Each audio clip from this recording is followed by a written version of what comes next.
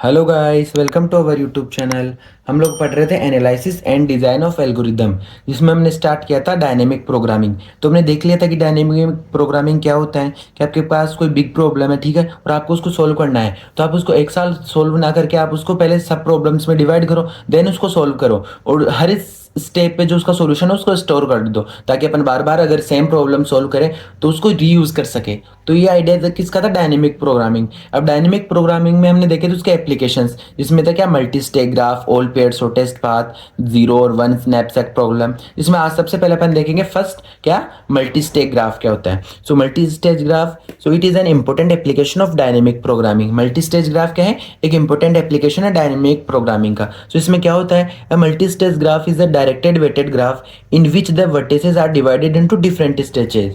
ये क्या है, एक वेटेड ग्राफ है जिसमें जितनी भी वर्टिसेस है अब उनको एक डिफरेंट डिफरेंट क्या बोलते हैं, स्टेजेस में डिवाइड कर देते हैं। So there is a one source vertex, एक तो क्या होती है सोर्स वर्टेक्स रहेगी, and there is one destination vertex. और अपन क्या करेंगे, edges go only from one stage to next stage. और अपना गोल क्या रहेगा, the goal is to find the minimum cost path from the source to destination. ठीक है, कि आपके पास कोई वेटेड ग्राफ है, अगर आपको क्या निकालना है उसमें मिनिमम कॉस्ट, कि आपको सोर्स से डेस्टिनेशन पे जाना है और आपको क्या है मिनिमम कॉस्ट के थ्रू जाना है, तो आप क्या क्या यूज करके निकालोगे, मल्टी स्टेज ग्राफ के थ्रू। ठीक है, सो अपन स्ट्रक्चर देखेंगे, उससे आपको इजीली समझ में आएगा कि ये कैसे क्या वर्क करता है।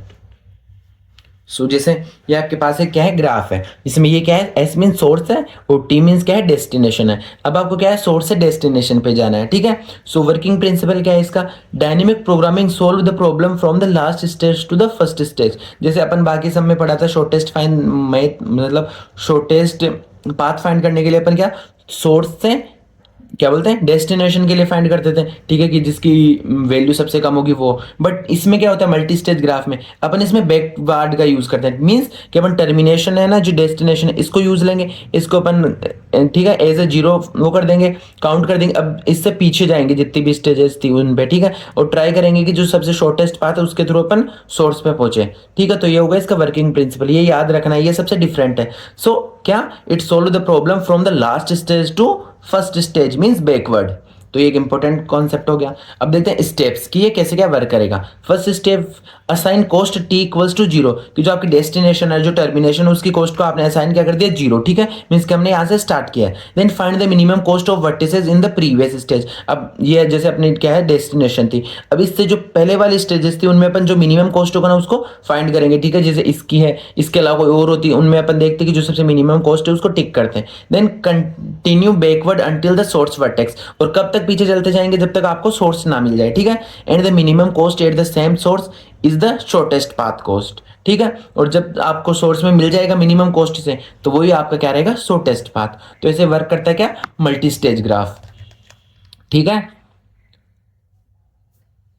सो एग्जाम्पल देखते हैं, आपको एग्जाम्पल से इजीली समझ में आएगा। जैसे suppose the graph has the following edges. ठीक है, कि आपके पास एक ग्राफ दे रखा है, आपको सब एग्जांपल ले सकते हो। अब इसमें आपके पास एस क्या है, सोर्स है, ठीक है, टी क्या है, डेस्टिनेशन है, और इसके अलावा ए है और बी है, ये आपकी एजेस है। अब अपन देखेंगे कि इनके बीच में आपको क्या दे रखा है, कॉस्ट दे रखा है। ठीक है, जैसे एस से ए या ए से एस, इनके बीच में क्या दे रखा है, 2। ठीक है, एस से बी या बी से एस, ठीक है, इन दोनों के बीच में क्या है, 5। ए से टी या टी से ए क्या दे रखा है, 4, एंड बी से टी या टी से बी 2। ठीक है, ये आपको कॉस्ट दे रखी है। अब आप क्या करोगे, मल्टी स्टेज का यूज करके मिनिमम कॉस्ट फाइंड करोगे।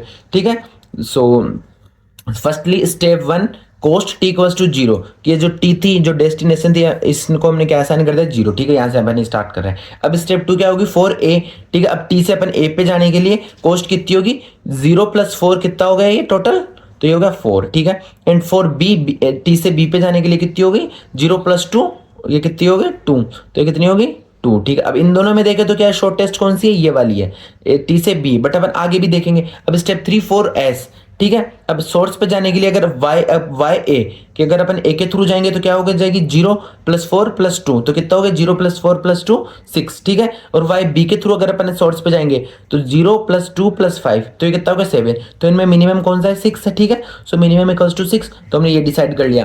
तो आपको टी से सोर्स पे जाना है या सोर्स से टी पे जाना है, तो शॉर्टेस्ट पाथ कौन सा रहेगा, ठीक है, वाई ए, मीन्स एस से ए से टी, और अगर बैकवर्ड है जैसे हमने फाइंड किया तो टी से ए से एस। ठीक है, सो मिनिमम कॉस्ट पाथ कौन सा हो गया, -80। ठीक है, तो ऐसे आप क्या फाइंड करते हो मल्टी स्टेज ग्राफ में मिनिमम कॉस्ट, ये ठीक है। अब टाइम कॉम्प्लेक्सिटी क्या होगी, ऑर्डर ऑफ ई, और ई क्या है, नंबर ऑफ एजेस।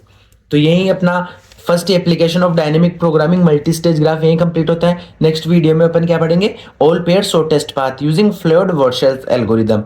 तो अगर आपको ये टॉपिक है, किसी भी टॉपिक को डाउट हो तो आप कमेंट करके पूछ सकते हो। Thank you.